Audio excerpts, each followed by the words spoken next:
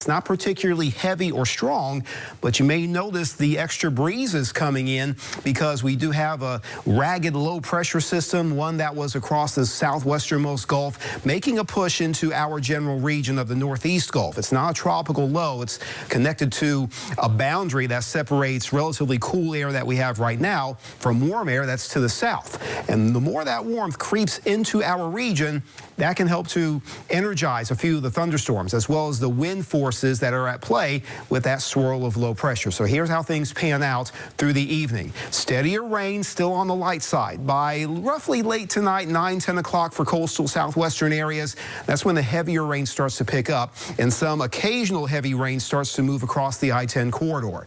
Then we get the close approach of that low pressure system that can help to activate a few thunderstorms and pull in more of that warmth in the early morning hours pre-dawn. That's where thunderstorms can get a little gusty.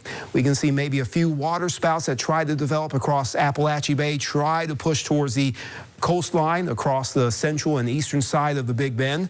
The coverage of the rain will start to decrease after 7 a.m., but we'll still have at least a few scattered trailing showers and storms for the eastern Big Bend and into the Swanee Valley through midday, and then into the afternoon the activity starts to fade out. So the bulk of the action will be in the nighttime period where it can drop considerable amounts of rain. We'll monitor for some flooding concerns, and that can be particularly hazardous at night where some rain totals are projected to exceed 3 inches over the span of about 6 hours in the coastal zones. We can have a few of those aforementioned thunderstorms with enough spin for water spouts that can maybe come close to the coastline and trigger a tornado concern. Still on the lower side of the scale. Not everybody will get in on that kind of risk, but it does exist, and it's at a time where many folks are sleeping. So make sure you're connected to information. We'll give you updates at 11 as well with more information about the progress of storms. Wait until the weekend, especially the last half of the weekend, for our next cold front to swing through.